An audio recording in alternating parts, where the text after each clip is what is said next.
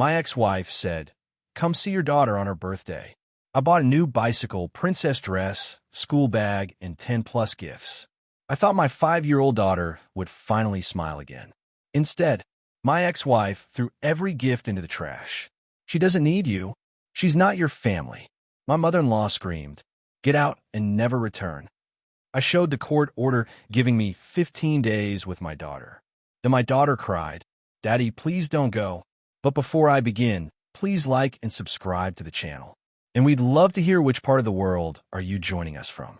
Let us know. Now let's dive into today's story. Silas Crane had made a birthday cake for nearly every child in his town, and for 3 months he had not been allowed to make one for the only child who was his. That was the arithmetic of his life that autumn, and he turned it over in his head at 4 in the morning the way other men turn over money troubles. He owned Crane's Bakery on the main street of Ashford Falls, Vermont, a narrow brick shop with a bell over the door and a window full of cooling racks. And for 11 years he had been the man the whole town called in October. A dragon cake for a boy turning 7. A unicorn, pink and gold, for the twins on Elm Street. Something with a backhoe on it. One mother had begged. He's absolutely obsessed with the backhoe. Silas knew the birthdays of children who were not his own. He frosted them and boxed them and tied the boxes with string, and he watched other fathers carry them out to their cars in the flat gray light of a Vermont morning. And he smiled and meant it, and then he went in the back and stood by the ovens for a minute where nobody could see his face. Because his own daughter had turned 5 on the 8th of October, and by then he had already lost her. Her name was Elsie. She had been, for the first 4 years of her life, the loudest and bravest small person Silas had ever met. She named the chipmunks that raided the bird feeder behind the shop and gave them jobs. She stole cake batter with her whole fist. She used to hit him at a dead run every single afternoon at daycare pickup, arms out, no brakes, the way only a child who has never once been let down will run at a person. Silas had built his entire adult life around being the man that child ran toward. In 3 months before her 5th birthday, a family court had handed her to her mother, and the running had stopped. He wanted to be fair about her mother, even now, because the story falls apart into simple bitterness if he is not. His ex-wife was named Cameron. She had not left him in a storm of passion for another man, though there had been another man, a loud, soft-handed sort named Trey, who had moved into her mother's house before the divorce was even final. Cameron had left Silas for a math problem. She had sat down at some point in the last year of their marriage and worked out that a married baker was worth less to her than a divorced one, because a divorced one could be made to pay. She had pursued custody of Elsie the way a person pursues a rental property, with good cash flow.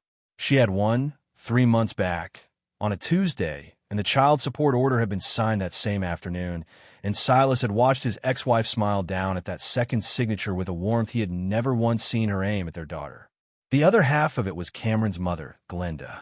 Glenda Hale was a wide, certain woman in her early 70s who had raised 4 children on a philosophy she was proud of and repeated to anyone who would hold still. A child, Glenda believed, should earn her place in a house. Nothing in this life is free, she liked to say, and she said it to 5-year-olds the same way she said it to grown men. When Elsie went to live in that house on Marsh Road, Glenda finally had the thing she had always wanted and never quite been able to keep. A small person in her home who could not say no, could not leave, and could not tell.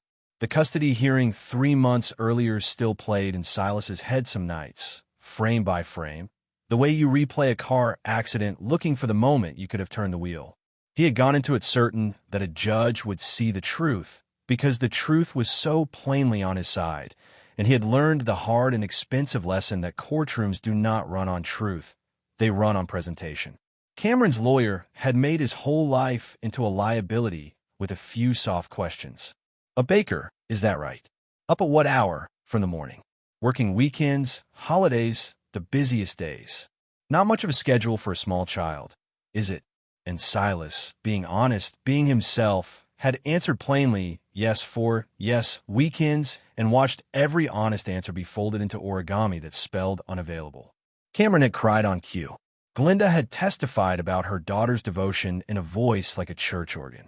And the judge, an older man now retired, had looked at the sworn, weeping mother and the tired, flowery father and had done the easy, lazy, catastrophic thing and given the child to the woman who performed best. Silas had walked out of that courtroom and sat in his car in the parking garage for 2 hours, unable to make his hand start the engine. He had promised himself, sitting there, that he would find the one court in the world that could not be charmed. He did not know yet that it would be the child herself, in a soft room with a rabbit, who would finally be believed. Silas did not know, at first, how bad it had become. He has spent a great many nights since hating himself for the not knowing, and Gwen, his lawyer, has told him more than once that the not knowing was designed, that people like Cameron and Glinda are careful precisely because they must be, that the whole machine runs on the good parent being kept just far enough away. He believes her on his better days. On his worst ones, he still stands by the ovens. What he was allowed in those 3 months was 1 video call a week. 10 minutes Sunday evenings on Cameron's phone, and Cameron always held it, which meant Cameron always chose the frame. Most weeks, Elsie was quiet in a way that Silas had never once heard from her in 4 years of fatherhood. She answered in small sentences. She looked off to the side a lot, past the phone, checking something out of view, the way a person checks a stove that has burned them before. He would tell her about the chipmunks and their jobs, about a wedding cake he was building, about the new kitten that had adopted the alley behind the shop, and she would nod and give him 3 words back, and the 10 minutes would end, and Silas would sit in the dark of his closed bakery and feel like a man calling down a well. 3 Sundays before her birthday, the call changed everything. Cameron had set the phone down on a table to argue with someone off-screen, and for a few unguarded seconds the camera pointed at Elsie alone, close up, and Silas saw his daughter's hands. She was 5 years old, and her knuckles were cracked and raw and red, split open at the joints, the skin worn the way a grown woman's hands were after 30 years of hot water and harsh soap. Dishpan hands, on a child who still slept with a nightlight. And in the second before Cameron picked the phone back up, Silas heard Glinda's voice, flat and bored and terrible, come from somewhere in that house. You're not done until the baseboards are done, and don't you dare cry about it on that phone. Silas did not shout. He had learned, over a hard year, that shouting only teaches people to hide the thing better. He said good night to his daughter in a voice he kept steady by an act of pure will, and he ended the call, and then he sat down on the cold floor of his bakery kitchen at 9 o'clock at night with his back against the oven that was still warm from the day, and he made himself think instead of feel, because feeling would not help her, and thinking might. He did 2 things the next morning. He called a family lawyer named Gwen Marsh, a soft-spoken, gray-haired woman who had a reputation in 3 counties for never once raising her voice and never once losing when it mattered. He told her he wanted back in a court, and he called the state child protection line, and he made a report, calm and specific and dated, and a caseworker named Marisol Cortez called him back that afternoon and listened to all of it without interrupting and told him, kindly and honestly, that these things take time, that they run on evidence and not on a father's certainty, and that he had done the right thing by calling and should keep a record of everything.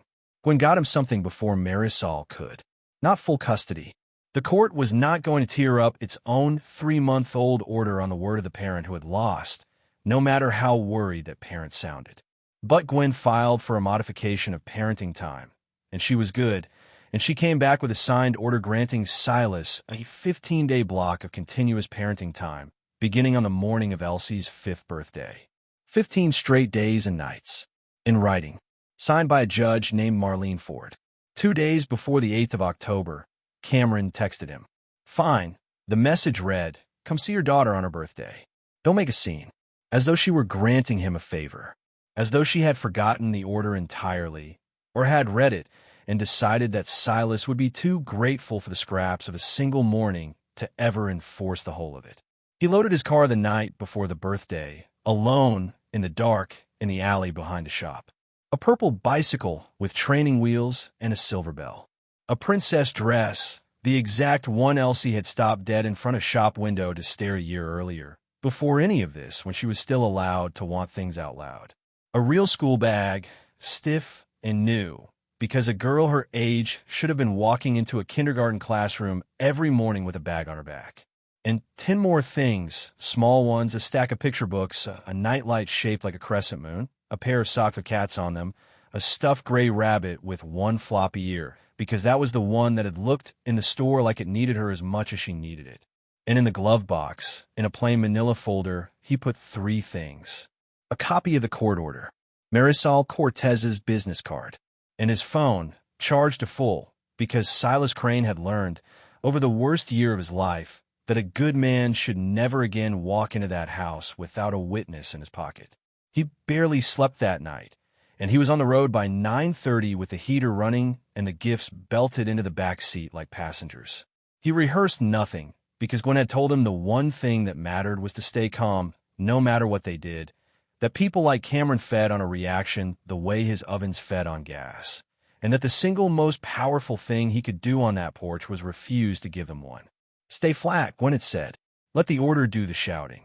So Silas drove out past the covered bridge with his heart going like a mixer and practiced, out loud, in the empty car, saying the calmest sentences he could think of in the calmest voice he could find, because he knew his own temper and he knew what he was about to see, and he had decided that today, of all days, he would be a still pond and let them throw their stones and show the whole world the rings.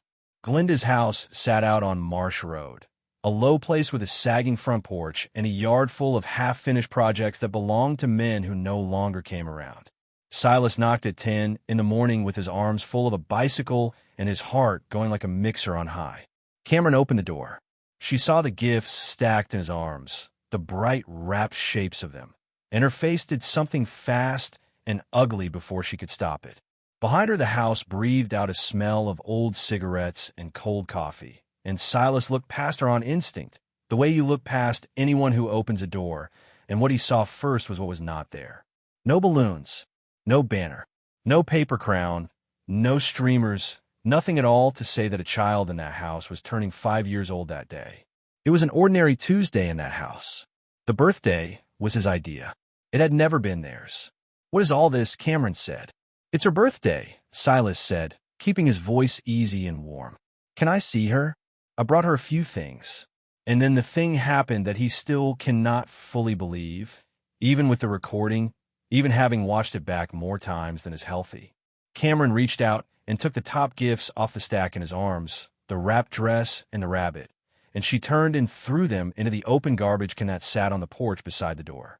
Then she took the purple bicycle out of his hands, and she shoved it off the top step so that it clattered down and landed on its side in the mud of the yard, the silver bell giving one small ring as it fell.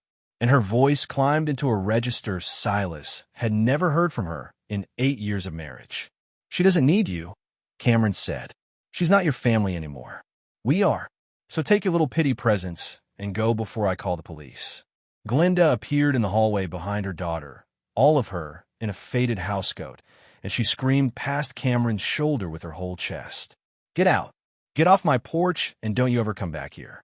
And Silas Crane stood on that sagging porch in the cold October morning, with his phone recording quietly from the inside of his jacket, and he did not raise his voice, and he did not reach for the bicycle in the mud. He looked past both women into the dim hallway of that house, and he found his daughter. Elsie was standing against the wall halfway down the hall. She was thinner than she had been 3 months ago, noticeably thinner, her collarbone showing at the neck of a gray T-shirt that was 3 sizes too big and had belonged, Silas would later learn, to no one in particular. In her hands, in those small cracked hands, she was holding a rag, because she had been cleaning. On the morning of her 5th birthday, his daughter had been on her knees with a rag, and she was not running to him. That of everything on that porch was the thing that broke Silas Crane in half.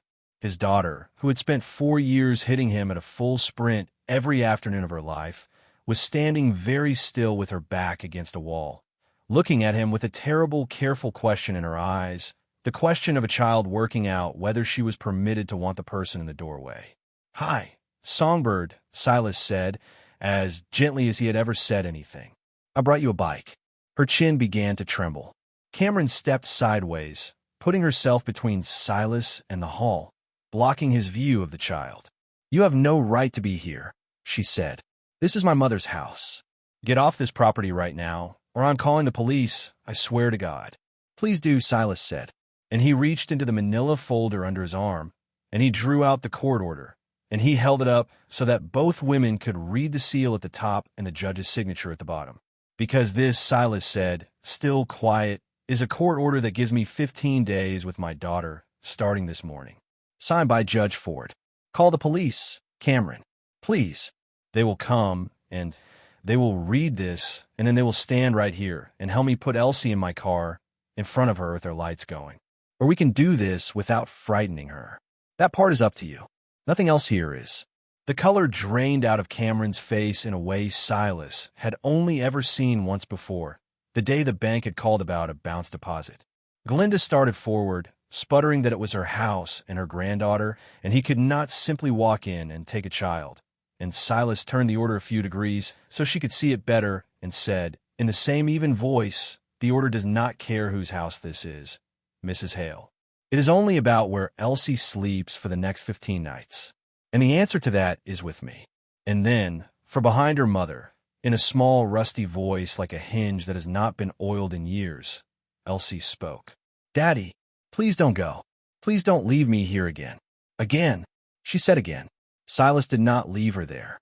He walked down the steps into the muddy yard, and he picked the purple bicycle up out of the mud and stood it on its wheels.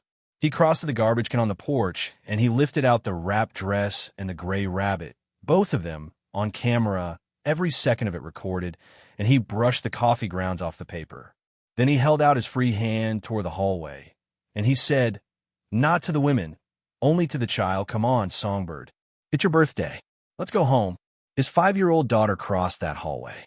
She walked past her mother, past her screaming grandmother, past the rag she dropped on the floor, and she put her cracked little hand into his, and the two of them walked out to his car in the cold, and Silas buckled her into the booster seat himself and checked the strap twice, and then a third time because his hands wanted something to do that was not shaking.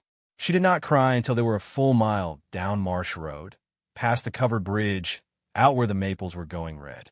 Then she cried the way a dam gives, all at once, a sound with years in it, and through it she asked him a question that he has never been able to repeat without stopping. Am I allowed to keep the rabbit? Allowed. Silas had to pull the car onto the gravel shoulder under the red maples because he could not see the road anymore, and he reached back and he held his daughter's hand while she cried, and he told her yes. Yes, the rabbit is yours. It was always going to be yours. You do not have to earn one single thing in my house. Not ever. Not for the rest of your life.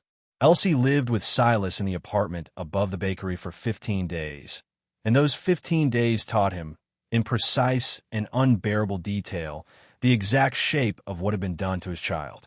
The first morning, he woke at 6 out of 11 years of baker's habit, and he found her already awake, already up, already dressed, already standing on a kitchen chair, pushed up to the sink with her two big sleeves shoved past her elbows, running the water because, she explained when he came in, she had to earn her breakfast, and Grandma said breakfast came after the dishes.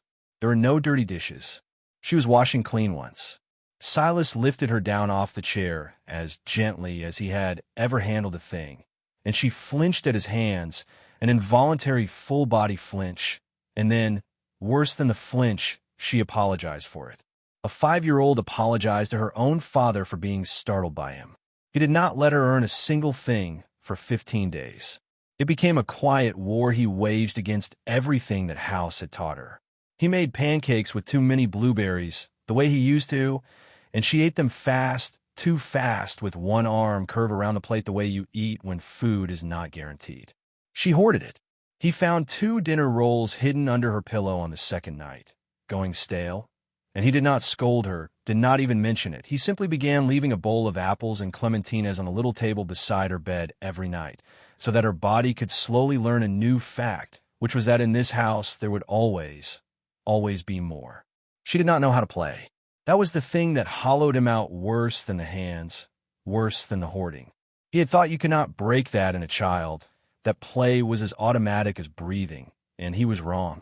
He put her in the cozy back room of the bakery with the rabbit and a bin of blocks and a coloring book, and she stood in the middle of the room holding the rabbit and waited. She waited to be told what her job was. She looked to him for the task. It took Silas 4 days of patient, undemanding company of sitting on the floor and building nothing in particular and narrating it before Elsie picked up a single block on her own initiative. And when she did, she looked up at him fast, braced to see if she had done something wrong. On the fourth day, she rode the purple bicycle in the alley behind the shop. He held the seat and ran beside her over the old bricks, and she wobbled and shrieked. A real shriek, a delighted one. The first fully unguarded sound he had heard from her in 3 months, and she rang the silver bell. And then immediately she stopped pedaling and looked back at him with her face gone white, certain she had rung the bell wrong, certain a bell was a thing you got in trouble for. Silas cheered so loudly, whooping like a fool in the alley, that a customer came all the way around from the front of the shop to make sure nobody was hurt. Her hands healed slowly. Every night, he warmed a little cream between his palms and worked it in her knuckles while she held the rabbit, and he told her a story, and every night the cracks were a fraction better than the night before. On the 6th night, working the cream in, he found the scar on her forearm, a burn, an old one, healed badly with a shine to it, and he kept his voice as light as birthday paper and asked her about it.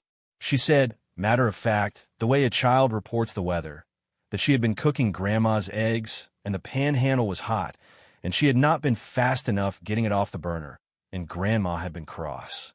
5 years old, cooking eggs on a lit stove, punished for being slow at it. The 3rd night was the hardest, and Silas keeps it because the hard nights earn the good ones. Elsie woke screaming a little after 2 in the morning, a thin, high, terrified sound, and Silas was across the hall and into her room before he was fully awake. She was sitting up rigid in the dark, eyes open, not seeing him, whispering that she was sorry, that she would finish it, that she had not meant to leave the pan, over and over. Sorry, I'll finish it. He did not grab her because she flinched from grabbing. He sat on the floor beside the bed where she could see him, and he kept his voice low and even, and he said her name and told her she was in the bakery, that the ovens were off and cold, that there were no chores here and never would be, that she was safe, that Daddy was on the floor right here and was not going anywhere. It took a long time.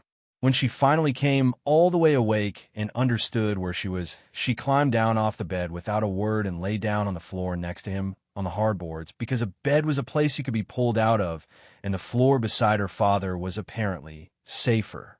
Silas lay on the floor of the bakery apartment all night so his daughter could sleep, and in the morning he moved a mattress down beside her bed and slept there for a week, and he counted it a bargain. And she was not in school. On the 2nd day, Silas had called the Ashford Falls Elementary School, and the secretary, after a long search, had told him gently that there was no record of an Elsie Crane or an Elsie Hale enrolled anywhere in the district for kindergarten, that there was no request for record from another school, that the child simply did not exist in the system. Cameron had never signed her up. A 5-year-old kept home all day, every day, to earn her keep. Silas called Marisol Cortez on the first afternoon of the 15 days, and this time he was not a worried father with a phone call. This time he had a child in front of him, in his lawful care, and the investigation that had been crawling for 3 weeks could finally stand up and walk. Marisol came to the bakery. She was younger than her voice on the phone had suggested, and better at her job than anyone Silas had dealt with in a year of the system failing his daughter. And the first thing she did when she arrived was get down on the floor of the back room and let Elsie introduce the rabbit before she asked the child one single question. She never rushed. A trained child interviewer met with Elsie a few days later in a soft, carpeted room with beanbag chairs and a large mirror on one wall that Silas understood was a window, and Silas was not allowed in. And Elsie brought the rabbit, and afterward the interviewer's face told Silas a great deal that her careful professional words did not. He took his daughter to a pediatrician, a brisk, kind woman who documented all of it in flat clinical language that no one could later call the bitterness of an ex-husband. The heel burn, the condition of the hands, that the child was underweight for her age, and, more damning, that her growth had fallen off her own curve in the 3 months since her last recorded checkup, that she had lost ground a healthy 5-year-old does not lose, that her sneakers, when the nurse checked, were 2 full sizes too small, curling her toes under. The doctor wrote the word neglect in a medical chart, and a medical chart is not a jealous man's opinion. It is evidence dated and signed. And then two more things surfaced in that first week that turned a heartbreaking story into a legal case. The neighbor across Marsh Road from Glenda's house was a retired postal carrier named Dottie Henson. And Dottie had been standing at her kitchen window on the morning of the 8th of October, and Dottie had watched a grown woman throw a small child's wrapped birthday presents into a garbage can and shove a pink bicycle into the mud while the birthday girl stood crying in the doorway. And Dottie Henson, 68 years old, had been so sickened by what she saw that she had taken out her phone and filmed the last of it. The bicycle, the screaming, the child, and she had, it turned out, already driven that video down to the County Child Services office and put it in Marisol Cortez's hands 2 days before Silas ever mentioned the birthday. There were two angles now, his from the porch and Dottie's from across the road. The same 90 seconds from two directions, and no defense lawyer alive can argue with a birthday present in a trash can film twice. And the money. Gwen subpoenaed the records, the bank statements, and the support payments, and the household spending, and she laid them out on the long table in her office and called Silas in to look, and the picture they made was its own kind of crime. 3 months of child support, paid by Silas on time, in full, every single dollar the court had ordered. And across those same 3 months in that house for that child. No new clothes, no shoes that fit, no doctor visits, no school, no birthday. The money meant to feed and clothe and school and heal his daughter had gone somewhere, and you could follow exactly where. A large new television, a payment on a truck registered to a man named Trey Dunmore, a premium satellite package, a standing tab at the beer store. Not $1 that Gwen could find in 90 days of records had reached the child it was legally sworn to. Gwen said the word carefully, the way you set down something heavy. That is not just neglect anymore, Silas. Spending support money on a boyfriend's truck while the child it is meant for wears shoes 2 sizes too small. That is fraud. And courts have a very different face for fraud than they do for a messy divorce. Cameron came apart when she finally understood what 15 days actually meant. On the 9th day, she began to call. Silas kept a log of every call on Gwen's instruction, and reading it back later, he noticed a thing that told the whole story. Not one of Cameron's calls, not a single one across 6 days, asked how Elsie was. Not how she was sleeping, not what she was eating, not whether she was happy or frightened or well. Every call was about the return date, about the custody order being hers, about Silas being a kidnapper, which is a difficult accusation to make land when you're holding a signed court order and the other parent is the subject of an open child protection investigation. On the 11th day, Trey called and made a threat clumsy enough and specific enough that Gwen had Silas forwarded, unanswered, straight to Marisol and to the county sheriff. Because here is what Cameron understood, and it had nothing to do with a mother's love and everything to do with a ledger. If custody flipped, the child support flipped with it. The check that paid the truck and the television would stop, and worse than stop, it would reverse and begin to flow the other way. In the math Cameron had done at her kitchen table a year ago, Elsie had never been a daughter. Elsie had been a revenue stream, and the revenue stream was now sitting in a bakery on the main street eating too many blueberries, about to be repossessed. So Cameron did the only thing she knew how to do when a plan went wrong. She got out ahead of the story. She filed a motion to enforce Elsie's return the instant the 15 days ended. And she went to work around town, in the church parking lot, and the salon, and the pickup line at the very school her daughter had never been enrolled in, rebuilding the version of events in which she was the victim. Silas had used a birthday to snatch her baby. Silas was unstable, obsessive, vengeful. Poor Cameron, a single mother, terrorized by the man she had been brave enough to leave. Gwen and Marisol moved faster than the gossip could. With the pediatric report, the forensic interview, Dottie Henson's video, and the financial trail all in hand, the County Child Protection Agency filed for an emergency modification of custody and a temporary protective order. And Judge Marlene Ford, reviewing the emergency filing, set a hearing for 2 days after Silas's 15 days ended, and in the meantime, signed an order that Elsie was to remain with her father, not return to the Marsh Road house, until the court had ruled.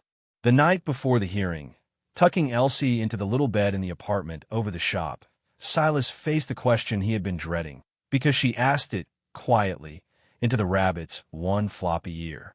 "Daddy, am I going back to Grandma's?" Silas had made himself a promise on the porch on the 8th of October, that he would never again lie to this child. Not even a kind lie. Not even a sparer, because lies were a currency the adults in her life had already spent far too freely.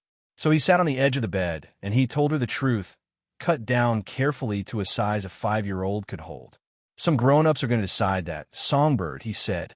"Tomorrow I'm going to stand up in a big room, in front of a judge, and I'm going to tell her everything, every single thing, and I'm going to fight as hard as any daddy has ever fought for anything. I cannot promise you what the judge will say, because I do not get to decide it. But I can promise you this one thing, and you can hold on to it. I am not disappearing again. Whatever happens in that room, I will be somewhere you can reach me every day for the rest of my life. That part is over. That part is never happening again." She thought about that for a while in the dark, the way she thought about everything now, seriously weighing it. Then she asked if she could bring the rabbit to the room where the grown-ups decided. Silas said yes. She fell asleep holding it, and Silas did not sleep at all. And at 4 in the morning, out of 11 years of habit, and because his hands needed a job that was not wringing themselves, he went down the back stairs into the dark bakery, and he turned on the ovens, and he began to bake. He made her a birthday cake, a real one, the one she had never gotten. He told himself he would freeze it, that it was foolish, that he did not even know if there would be anything to celebrate. He made it anyway, in the blue hour before dawn, alone, a purple cake with a bicycle piped on it in careful frosting, and somewhere in the middle of piping the little silver bell, he stopped and put both floured hands flat on the counter, and stood like that for a long moment. And then he finished the cake, because finishing things was the one thing he had always known how to do. The hearing was in family court, before the Honorable Marlene Ford, a judge with 20 years on that particular bench, and a pair of reading glasses. She looked at people over the top of rather than through, which Silas came to understand was its own kind of cross-examination. Cameron went first, and she was good, and Silas made himself sit very still and remember that good was not a talent here. It was a weapon, and that he had watched it work on judges and waiters and himself for 8 years. She wore a soft sweater and no makeup, and she had done something to make her eyes look tired and brave at the same time. Her lawyer walked her gently through a story with no rough edges. She was an exhausted single mother doing her best on far too little. Her vengeful ex-husband, unable to accept that she had left him, had weaponized their daughter's birthday to stage a dramatic kidnapping and to paint a loving mother as a monster. The chores? Age-appropriate responsibility. Chores build character. Her own mother had raised her that way. The hands? Eczema, a skin condition. She had been treating it with cream. She had the tube at home. The burn? A kitchen accident. Children have accidents. She had been beside herself. The school? She had been about to enroll her. They had only just gotten settled. The timing was unfair. It was smooth, and it was practiced, and Silas watched two people in the small gallery soften toward her, and felt the old cold fear crawl up the back of his neck, the fear that Smooth would win again the way it had won 3 months ago. Then Cameron's own mother sank them both, because Glenda Hale could not do otherwise. Cameron's lawyer clearly did not want Glenda anywhere near the witness stand. Silas watched him try to steer around her, and he watched Glenda insist, watch her lean over and hiss something at the lawyer, because a woman who has been the loudest and most certain voice in every room she has entered for 70 years is constitutionally incapable of imagining a room in which she should sit down and be quiet. She wanted her turn. She was owed her turn. She took the stand in a good blouse with her chin already up. And Gwen Marsh, soft-spoken, patient, gray-haired Gwen, rose and asked Glenda one open, gentle, almost warm question about her approach to raising a child. Glenda took the bait like it was the last piece of pie. "I raised 4 children," she said, and her voice filled the courtroom, proud, ringing, certain. "And every one of them earned their place in my house from the time they could stand up on 2 legs. That is how you raise a person who is worth something. That girl was being spoiled soft by him," she said, and she lifted her chin towards Silas, "spoiled rotten, and I was fixing it, and I make no apology for it. A child should work. A child should cook and clean and scrub, and learn young that nothing on this earth is handed to you for free. I'm not ashamed of one single thing I taught that child. Somebody in this family had to. Gwen let it hang there in the air of the courtroom. She did not pounce. She let every person in that room hear it settle. And then she said, very quietly, almost sadly, Mrs. Hale. She's 5 years old.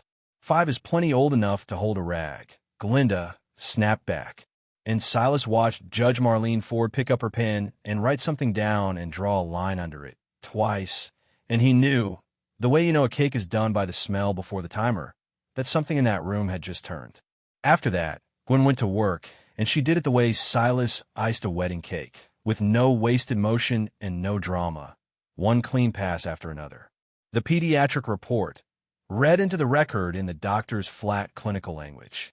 The heel burn, the condition of the hands, the lost weight, the growth fallen off its own curve, the shoes 2 sizes too small, and the word neglect in a medical professional's own hand. The summary of the forensic interview, Elsie's own account, given in a soft room to a trained stranger with no one coaching her, described in the deadened, matter-of-fact voice of a child who believed her life was normal. The 5 o'clock wake-ups, the list of chores longer than her arm, the eggs, the rule, stated by the child as simply as a nursery rhyme, that you do not get breakfast until the work is done. The letter from the school district, 3 sentences long, confirming that the child had never been enrolled anywhere in any grade. Then Gwen called Dottie Henson, who climbed into the witness box in her Sunday coat and told the court, in the plain, flat accent of a woman who had carried mail through 40 Vermont winters, exactly what she had seen from her kitchen window on the morning of the 8th. And then Dottie's video played on the courtroom screen. 90 seconds of a grown woman throwing a child's wrapped birthday presents into a garbage can and shoving a pink bicycle into the mud, while a little girl in a too big t-shirt cried in a doorway. Judge Ford took off her reading glasses to watch it, and when it was over, she did not put them back on. And then the money went up on the screen, the 2 columns side by side, the way Gwen had built it. Every dollar of support Silas had paid, on the left, where every dollar had gone, on the right. The television, the truck payment, the satellite package, and running down the right-hand side, in a column of its own, the things the money had not bought, the shoes, the coat, the doctor, the school, the birthday. Cameron's lawyer stood and objected on relevance. Judge Ford said, without looking at him, no. Sit down. I want to see all of it. The devoted mother's story did not shatter in that courtroom. Silas had expected it to shatter dramatically like glass, and it did not. And he understood later that these things never do. It simply, quietly, stopped being believed. It went silent the way a room goes silent when everyone in it has finally, at the same moment, smelled the smoke. The rulings came, some of them from the bench that afternoon, and the rest in a written order a week later, and Gwen read the written order to Silas over the phone while he stood behind the bakery counter with flour to his elbows and a wedding cake half frosted in front of him, and he has kept every line of it. Custody, sole legal and sole physical custody of a minor child to the father. Cameron was granted supervised visitation only 2 hours, twice a month, at a county facility, and even that made contingent on her completing a parenting course and submitting to a psychological evaluation. The order found, in language Silas read and reread until he had it by heart, that the mother had subjected the child to a sustained pattern of neglect and inappropriate labor, and had misapplied court-ordered support intended for the child's care and benefit. Glinda Hale was barred entirely from any unsupervised contact with Elsie. Full stop. The support. Cameron had gone to war 3 months earlier to win the right to collect it from Silas, and she had won, and she had spent it on a truck that was not hers. With custody reversed, the court reversed the money with it. Cameron now owed child support to Silas, calculated against her earning capacity, payable monthly for the next 13 years. The check she had abused a child to receive became a bill she would be paying until that child was grown. Gwen said in 25 years, she had watched that particular reversal land cleanly only a handful of times, and never on as someone who had earned it more. The agency, Child Protective Services, formally substantiated the neglect. It is a finding now on a state record, the kind of finding that follows a person into every background check and every future they try to build. And the criminal side of the courthouse, for once, did not look the other way. Glenda Hale was charged with child abuse and reckless endangerment. The burn, the labor, and above all the words she had said proudly, under oath, in front of a judge who was writing them down, became the spine of the state's case. And a woman who had never in her life been ashamed of a single thing she did was about to learn, slowly, in a different courtroom, exactly what the law does with that kind of pride. Cameron was charged as well, with endangerment for permitting it under her own roof, and with a fraud count for the support money that never once reached the child it was sworn to. Trey Dunmore was gone inside a month. The support check had been the only glue holding him to that house, and when it stopped, and then turned around and became a debt Cameron owed, he took his truck, the truck a 5-year-old's shoe money had been quietly paying for, and he drove it out of Ashford Falls and did not look back. Cameron was left with no daughter, no check, no boyfriend, an open criminal case, and a mother facing a worse one, in a house on Marsh Road that suddenly had no income coming in and, for the first time in 3 months, no small quiet person to do the scrubbing. She had treated a child like a line item on a ledger, and in the end the ledger balanced all the way against her. And Elsie is 6 years old now. She started kindergarten in the spring, half a year late and roaring to make up for it. And her teacher stopped Silas in the pickup line to report, with a helpless kind of joy, that she cannot get the child to stop talking, that Elsie has an opinion on everything and a name and a job for every creature in the class terrarium.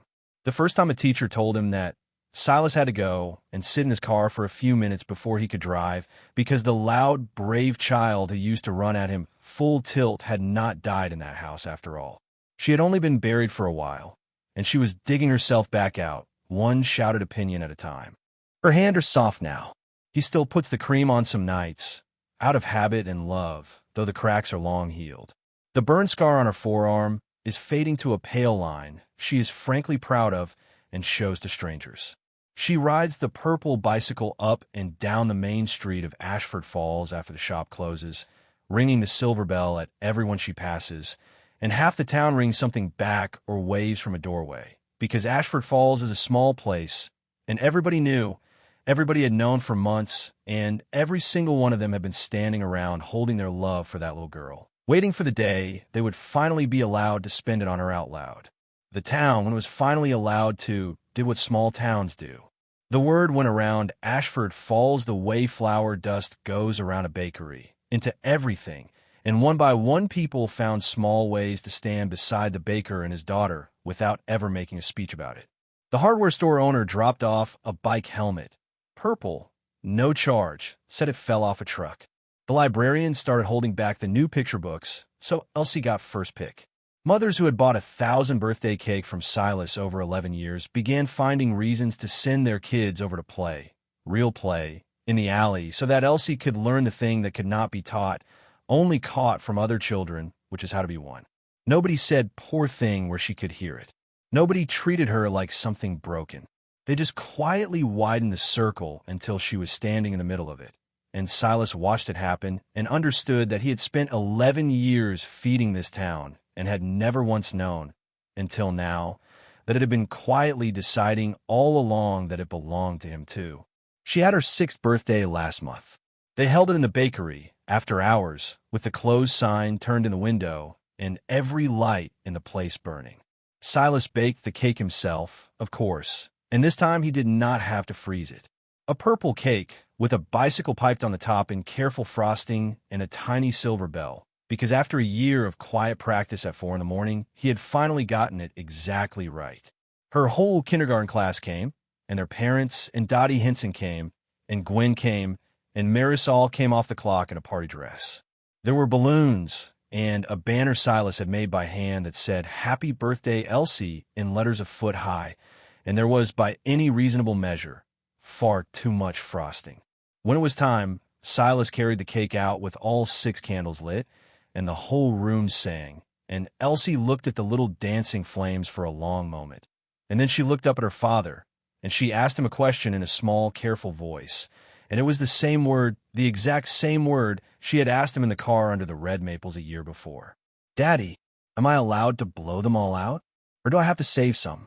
And Silas Crane crouched down beside his daughter at eye level, in the warm light of the shop he had built, in front of everyone who loved her.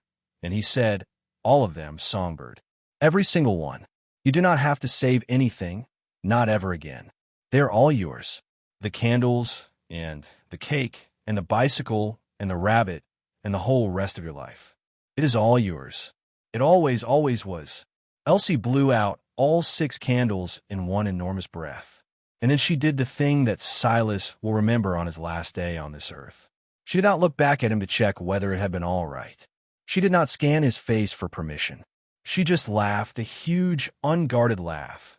And she reached out with both healed hands and took the biggest piece of the cake for herself.